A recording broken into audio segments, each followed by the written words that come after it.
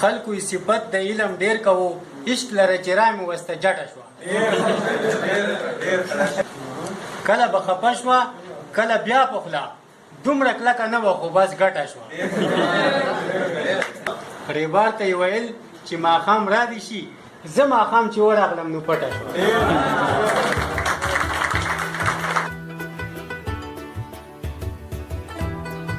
چغرزی پښتو ادبي جرګې کراچۍ څانګې 15 ورځنی اجلاس د چغرزی یوت کمیټي و فکر انسانیت ویلفیر ټرست په هډ افیس کراچۍ کې تابع شوی وو د اجلاس صدارت ښاغلي مشر شاه زمان خان وکړو د اجلاس تر میلمه د سوري ناظم جناب بختیروز خان صاحب وو او اعزازي میلمه د چغرزی پښتو ادبي جرګې خیبر پښتونخوا څانګې غړی ښاغلی فضل خالق نصرت صاحب وو په اجلاس کې د چغرزی پښتو ادبي جرګې کراچۍ څانګې 9 شاعرانو برخه واخیسته چې پکې عثمان احساس رئیس چغرزی شان محمد ماخام شاهیمن اتل چشتی ملنګ محمد حق بادل ارشد خیال تاجد خان تاجد او ډاکټر هدایت خپل خوندور کلامونه وړاندې کړل او د ناستو قربانو او د میلمنو نه داد تر سره کړو یا مولا ستا ټولې وظیفې او دم درود د غاړې نه مې ویستې تعویضونه په اور سوي دي او موږ د پردي وطن د ښاره ستړي نه یو خو موږ د پردي وطن د ښاره ستړي نه یو خو موږ له په دې ښار کې روزګارونه په اور سوي دي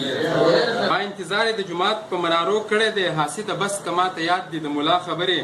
او زه لا شاهي یم چې اتل شم نو روښانه بشم زه لا شاهي یم چې اتل شم نو روښانه بشم ما خوب ته نه پرېږدي سپوږمۍ او د برېښنا خبرې دلته د هر ظالم د خولې دې دا قسم واخلي ټوپک دې خرڅ کړي خپل بچي له دې قلم واخلي او بارود دې وکرل د وینې کروندې دې وکړي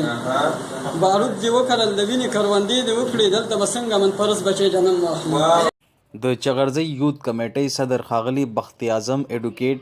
سید وزیر روخان جمال صاحب د خپلو خیالاتو اظهار وکړو او د راغلو ټولو شاعرانو میلمنو یې شکریا ادا کړه او په پښتنه معاشره کې شاعر په کردار ډېرې مهمې خبرې وکړې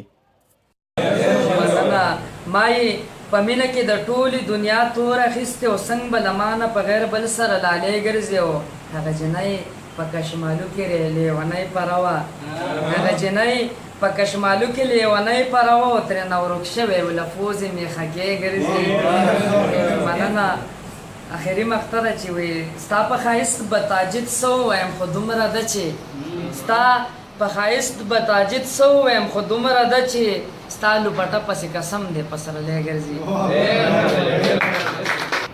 دا کم چې تا ووایه دا کم چې درته ما ووایي جانانه دا غزل مې ډېر د کار و په یو وخت کې منم یا درله رومال یا مې شیشکو منځ اغوستې نو جانانه زما دغومره اختیار و په یو وخت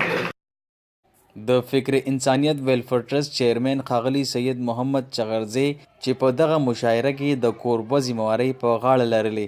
هغوی وویل زه دا وایم چې د چغرزو قوم دیو ډېره ښکلې نمایندګي وکړه او دا پوره پښتون قوم ته دیو په دې خپلو اشعارو کې دا پیغام ورکړو چې لکه پښتون چې دی دا ژوندی قوم دی او انشاءالله دیو به ډېر زیات زر پرمختګ طرف ته روانېږي د امن او مینې دا نغمې د یو شاعرانه محفل عکس دی ښاغلي بختیروز خان چې د دې خوندور محفل مشري په غاړه لرله د غونډې مقصد څه داسې بیانوي شاعر د قوم ترجمانی کوي د دې فکر ته چې موقع ته نو زما دا تمه ده او دا مې امید دی چې د چغرزي نوم به نور هم په دنیا کې روښانه کړي د مشاعرې په آخري برخه کې اعزازي میلمه او ډېر نامتو شاعر فضل خالق نصرت سے په خپل خوندور کلامونو محفل لا ښکلا ورکړه دلته کې د مینې په عنوان خبره نه کیږي دلته کې د مینې په عنوان خبره نه کیږي او ښکاري چې زما او د جانان خبره نه کیږي زه ته پې ځان له سوچ وکړه زه ته یې راته ووایه زه ته پې ځان له سوچ وکړه زه ته یې راته ووایه تر څو به د مینو په ګریوان خبره نه کیږي مهرباني او بل شعر دی چې هر څه بدل شوي خو د خوار قصه لا هغه ده هر څه بدل شوي خو د خوار قصه لا هغه ده او دلته د خان کېږي خو دهقان خبره نه کېږي څنګه ورته غوږ کېږدم نو څنګه ورته کښېنمه څنګه ورته غوږ کېږدم نو څنګه ورته کښېنمه زما په دې ښار کې د افغان خبره نه کېږي او هغه به د دنیا په ښکلاګانو کې مشغول وي خو هغه به د دنیا په ښکلاګانو کې مشغول وي خو ماله یې د زړه محل کو وران خبره نه کېږي او تا د خدای غواړي بس تا پسې به مري فضل تا د خدای غواړي بس تا پسې به مري فضل او دا یې دې په زړه کې لوی ارمان خبره نه کېږي